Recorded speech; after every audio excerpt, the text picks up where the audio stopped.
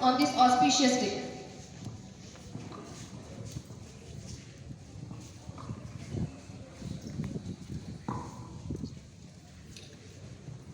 Good morning, all of you. My greetings to you on the 74th Republic Day of the country.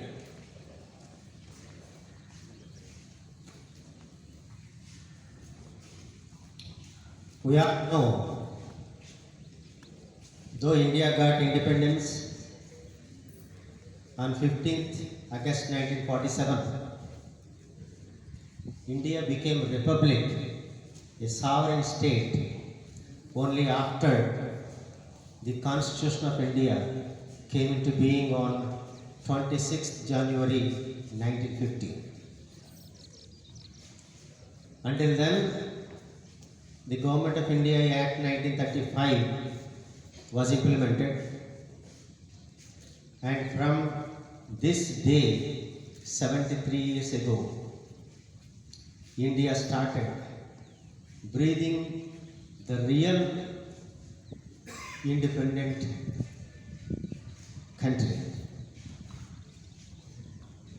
On this occasion, we should all remember the great contributions of many people, thousands, who fought for the freedom of the country. In that phase, more than 34,000 people lost their lives, and many leaders were put into jail, struggled, faced a lot of crises and problems, and their sacrifices now we are enjoying in the independent India. We realize the importance of freedom when we see the people who are not having the freedom. Even today, in many countries of the world, people are not having absolute freedom. They are struggling.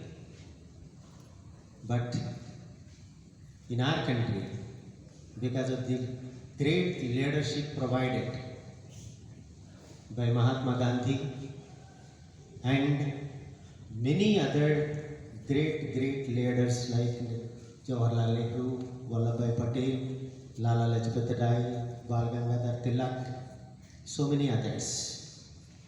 We should all feel proud that the great son of the state,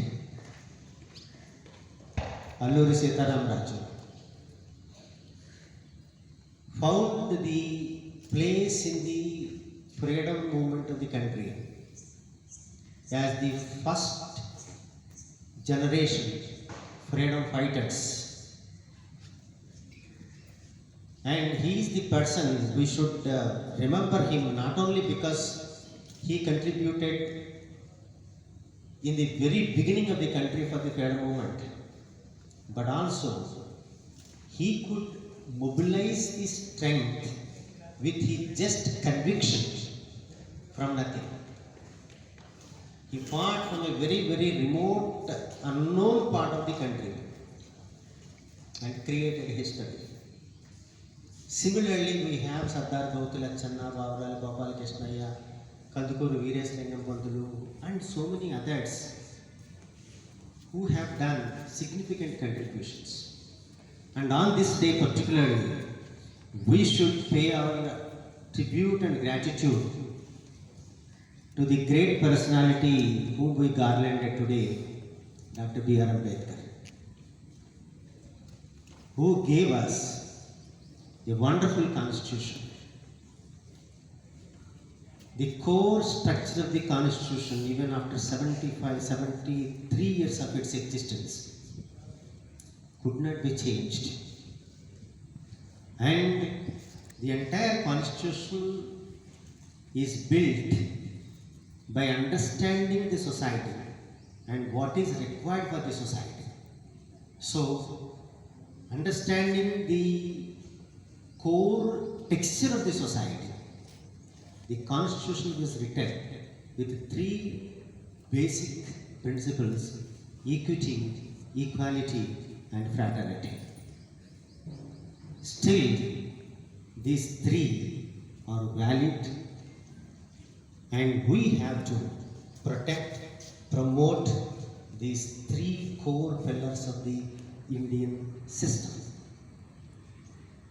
And on this occasion, we have to remember, we have to understand the great personalities, their values, their commitment, their patriotism to this country, and we should learn that when we are enjoying the sacrifice, the benefits of the sacrifice of those people, we should also pay back to the society by protecting and promoting the value system that they have propagated to us. Still, the India is not fully satisfied with the kind of lives that we are having it. Still, we have close to 28% of the people are below the poverty line. And the largest middle income group is struggling. And the economy is divided between rich and poor, which need to be corrected. So, whatever the equity and equality that is propagated in the Constitution need to be upheld, need to be promoted, and every one of us should realize our responsibility to contribute towards it. My dear young friends standing there, the world is changing very fast. And the 21st century gave us so many challenges than what the 20 centuries that created so much of wealth to the entire world. But 21st century is considered to be a different century. A lot of changes at jet speed are happening. And we are now in the industry 4.0, which the technology is driving every, part of the society in every country. Unless we catch up to that, we will not catch up the world. So India became the largest populous country now. China became the second largest. And India is recognized as the country having very rich demographic dividend, because it is the only country in the world having the largest youth population. The youth of the country are expected to serve the entire world. So, India is the source of skilled human resource. So, unless we make the entire youth skilled, we may not be able to exploit the opportunities that are generating across the world. The young friends sitting here, standing here, realize that you have the market, you have the demand throughout the world. Apart from the regular curriculum study, apart from acquiring knowledge, you should acquire required skills. Required skills that are demanded by various companies around the world.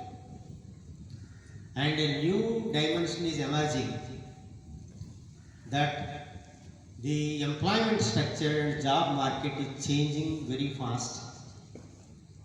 And unless we understand that changes and become ready to face that market, you may not have a very good career.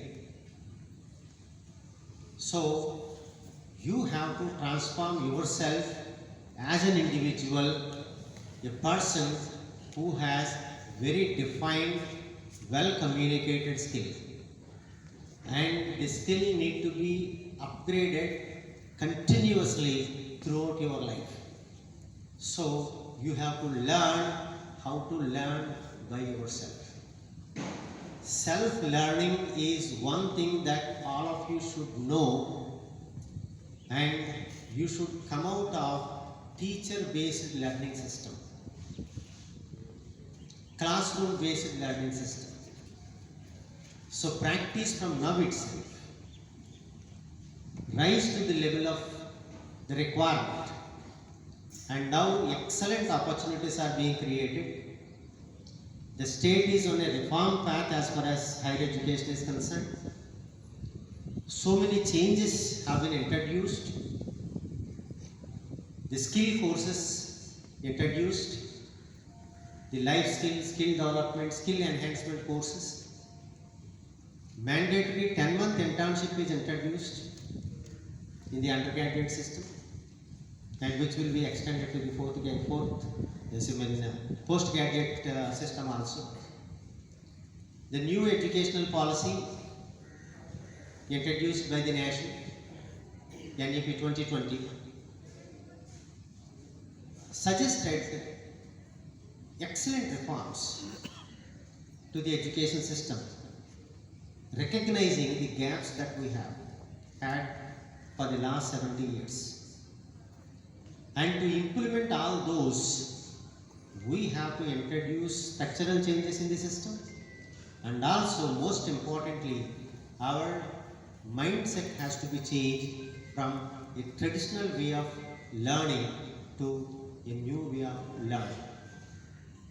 Maybe all of you know that all the people are talking about 21st century skills, and you try to acquire and master every skill that is scripted by the industry, because you have to serve the industry, or you have to develop an industry, create an industry.